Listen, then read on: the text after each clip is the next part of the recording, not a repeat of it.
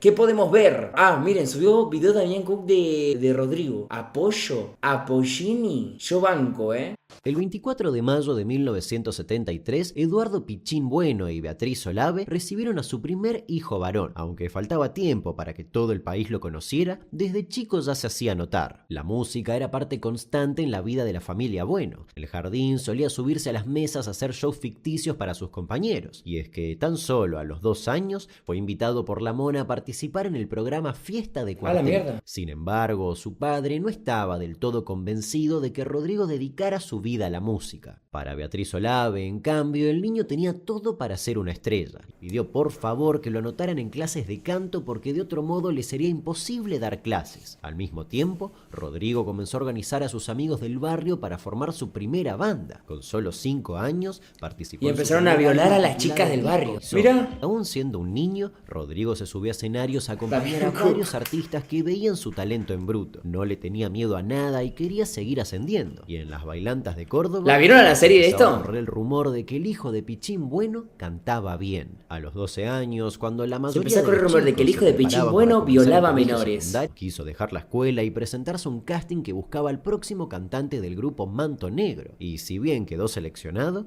los años pasaban y su carrera seguía sin despegar. Pichín, mientras tanto, pensaba que su corazonada inicial se estaba cumpliendo y que por más que su hijo tuviera mucho talento, la industria era demasiado competitiva para él. ¡Amigo Rodrigo Elvis! sentía que si su propio padre no creía en él, nadie lo haría. Así todo, siguió presionando para que lo ayudara a grabar su primer disco solista, al que tituló La foto de tu cuerpo y que salió a la venta en 1987. En esos tiempos empezó a ser conocido como el Bebote Cordobés y aún faltaba para que llegara el apodo El Potro. Como había que probar suerte en Buenos Aires, logró conseguir una fecha en el boliche Fantástico Ven, Vial. boludo, todo Ese está en lugar Buenos Aires, la misterioso puta de madre. desembarco, Amigo, sí. está todo en Buenos Aires, ¿ven lo que les digo, boludo? Vea, si Ulises Bueno tuvo que ir a Buenos Aires, porque ahí no existía TikTok. Y hoy existido TikTok, igual tenés que ir a Buenos Aires. Cuando llegó a Buenos Aires por primera vez, su futuro manager José Gonzalo Apa. lo vio bajar de un auto con un atuendo poco habitual en un músico de cuarteto: pantalón y camisa de jean, campera de cuero y botas altas. A la mierda. Como un cowboy cordobés que aún no sabía si definirse por la música tropical, el rock o la salsa. Vale destacar el videoclip de La chica del ascensor, donde actúa Marix Zavalli. Rodrigo No sé se quién es. enamoró al verla y hasta puso parte de su propio dinero para contratarla. Este sería el inicio de un romance con idas y vueltas, pero que dejaría a su paso algunos momentos Y- icónicos de la televisión argentina. Y Marixa Bailey con la mejor Rodrigo, pero. Y. De mi mamá no habla así, Sus compromisos se agolpaban en las noches de todos los ¡Epa! fines de semana. Pichín, mientras tanto, era testigo de cómo su hijo comenzaba a cumplir su sueño. Rodrigo todavía es un chico que tiene 18 años, él en un año ha crecido muy mucho, acordate, Muy ¿no? mucho. Que cuando él hizo su debut en este mismo lugar, en Fantástico, esa noche hiciste la presentación de Rodrigo y lo bautizaste el Potro.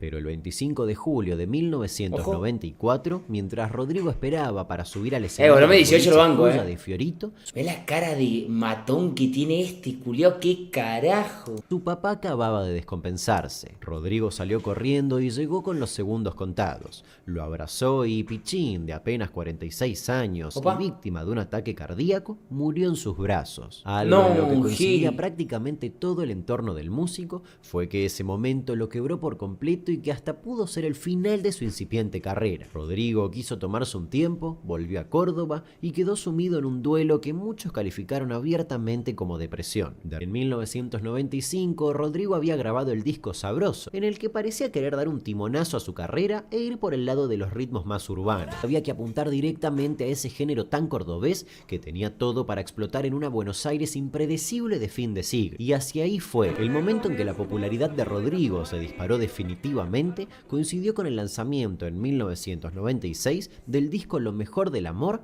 y con el inicio de un contrato con Magenta Records. Desde ese momento, nada fue igual. Rodrigo tenía 5 shows por noche y A durante la todo mierda. el día desfilaba en cuanto programa de televisión quisiera levantar su rating. En lo personal, también vivía en una convulsión permanente. En 1996, a la salida de una nota en el canal Crónica, conoció a una chica que lo flechó. Trabajaba en una carnicería en Espeleta poeta y conocía sus canciones. Para Patricia Pacheco, Rodrigo lo era todo. La imagen que el cantante mostraba sobre el escenario también tenía su correlato en la vida cotidiana. Era seductor, desenfrenado, audaz y también un poco fanfarrón.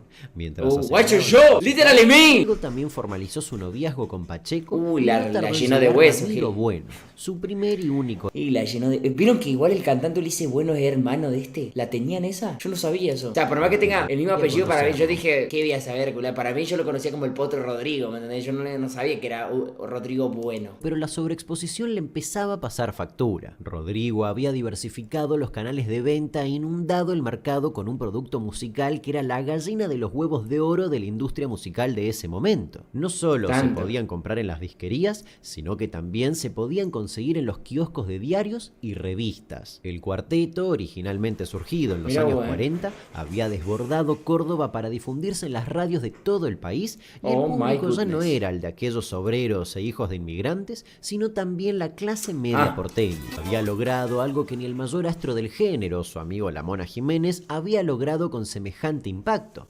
Algunos hablaban de rivalidad entre ellos, pero siempre afirmaron ser amigos. Lo de Rodrigo rompía los esquemas de una industria musical que creía tener todo bajo control. Rodrigo invita a cantar a quien se perfilaría como su sucesor, Walter Olmos. Sobre él, vale destacar, ya hay un video en el canal.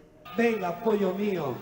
Un aplauso nuevo para Walter, che. Gracias por esta oportunidad. Los cordobeses veían con sorpresa un fenómeno sin precedentes. El cuarteto se había puesto de moda casi que a nivel nacional y el nombre de Rodrigo pasó a estar en boca de todos. Y los canales de televisión, por supuesto, empezaron a ver en él a una celebridad, a una figura mediática que hacía casi una década soñaba con que lo conocieran y que ahora, vendiendo discos sin parar, parecía servida en bandeja para ser exprimida. Rodrigo fue hasta víctima de cámaras ocultas de Videomatch en varias oportunidades. ¡Ay, con mi suerte!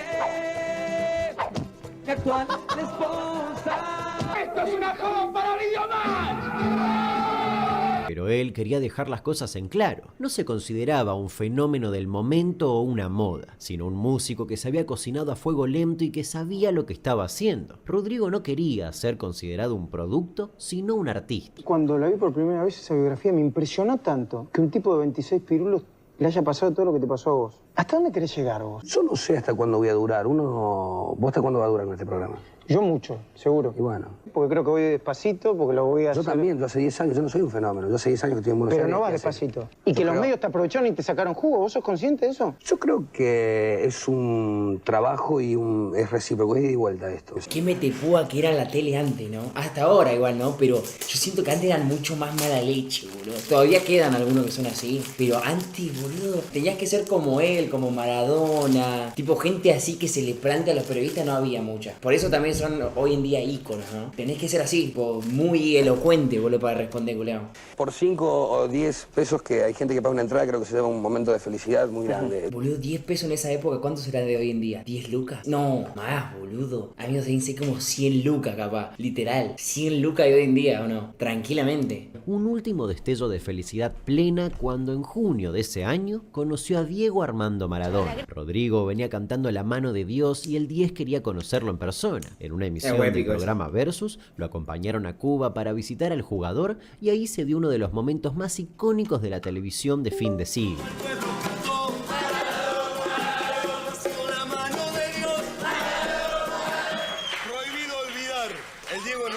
Se despidieron sin despedirse, seguros de que pronto volverían a cruzarse. Pero en poco tiempo venían momentos difíciles para los dos. En enero de 2000, Maradona estuvo al borde de la muerte en Punta del Este, pero se salvó por poco, y Rodrigo, 5 meses después, no tendría la misma suerte. Y acá vale hacer un pequeño paréntesis y retomar su pasado con Marix Zavalli. Rodrigo, tú muy humilde acá, ¿eh? Muy humilde acá, Gil, ¿eh? Tuvieron algunos reencuentros en programas de televisión. Se cruzaron en lo de Mirta Legrand, la primera vez que Rodrigo fue invitado. Esto fue mala leche, amigo. Esto estoy seguro que fue mala leche, esta vieja puta. ¿No fueron novios ustedes, chicos? Ay, alguien me contó que fueron. ¿Puedo decirlo o no? Mientras paseaba, Rodrigo supo que estaba llegando al final. Ya no quería seguir embarcado en esa carrera frenética que era su vida y necesitaba parar. Soñaba con comprar una casa en Estados Unidos y descansar, y volvió a Buenos Aires con la convicción de que le daría un nuevo rumbo a su carrera. Y así se preparó para... Entienden que si él no murió estaría haciendo trap, boludo. Qué paja, boludo. Maradó, FT, Turro Baby, Seth, Sara Malacara, Dillon y Wisin y Yandel. Mi primo se llama Wisin y Yandel, pero Wisin y Yandel, o sea, Wisin es su primer nombre y Yandel su segundo. Se llama Wisin y Yandel Roberto. Wisin y Yandel Tomás. En esa seguidilla de Luna Park se dice que la recaudación fue de $1,5 millones de pesos de ese momento, pero una cifra notablemente menor llegaba al bolsillo de Rodrigo, ya que así funcionaba la industria.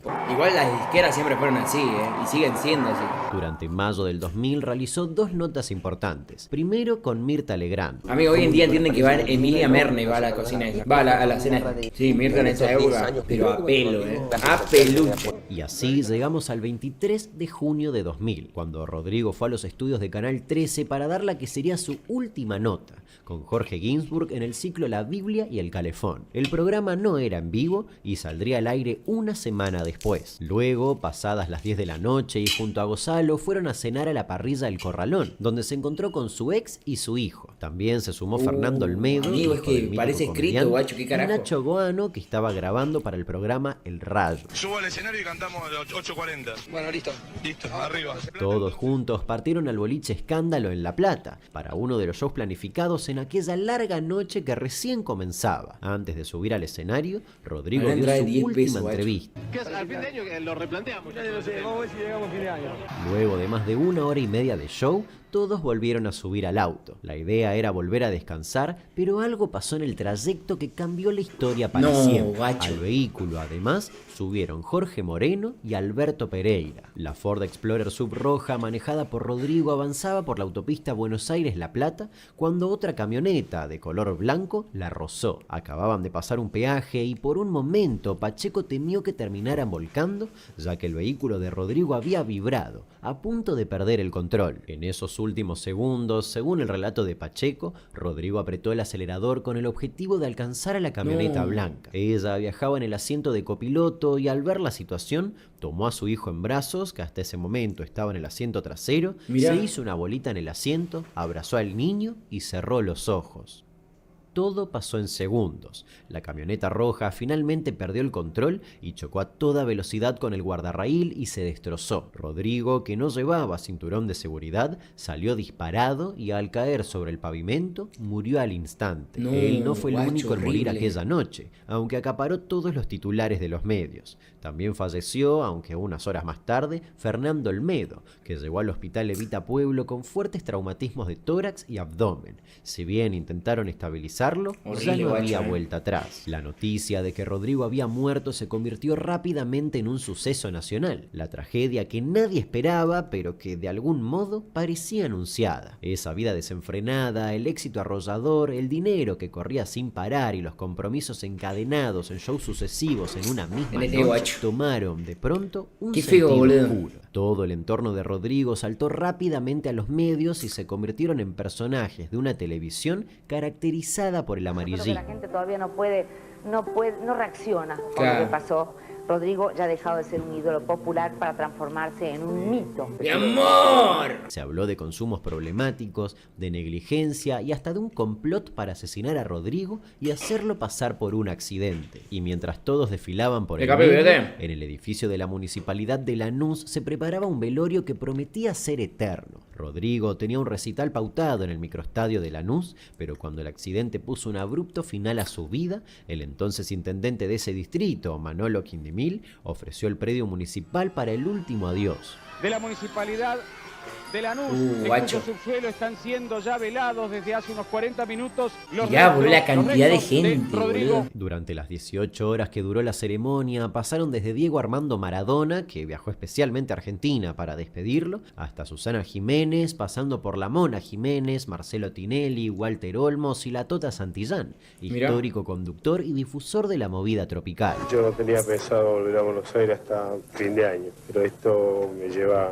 a Argentina seguramente por el hecho de que debo y lo que me queda de corazón me dice que tengo que estar con él. Los medios no tardaron en detectar un paralelismo llamativo en las fechas. Un 24 de junio, además de Rodrigo, también había muerto Carlos Gardel y, para sumar curiosidades, es el mismo día y mes del nacimiento de Juan Manuel Fangio, Lionel Messi, Juan Román Riquelme ¡a la y mierda! Ernesto Sábato. Pero la muerte de Rodrigo encerró un ¿qué misterio carajo? que, en cuanto los restos del cantante fueron sepultados, se hizo necesario resolver cuanto antes. ¿Realmente había sido un accidente? Surgió un nombre que sería nacionalmente famoso a partir de ese momento, el de Alfredo Pesquera. Se trataba de un empresario que más tarde revelaría un oscuro prontuario, y esa madrugada del choque conducía la camioneta blanca a la que los testigos apuntaban por haber causado el desastre. Pesquera, por su parte, decía que no tenía nada que ver con la muerte del cantante, pero al haber sido parte de una situación sospechosa en los segundos previos, quedó innegablemente involucrado. Una de las Y es más que es raro, convencidas guacho, de que Pesquera había sido el responsable fue Beatriz Olave, la madre de Rodrigo,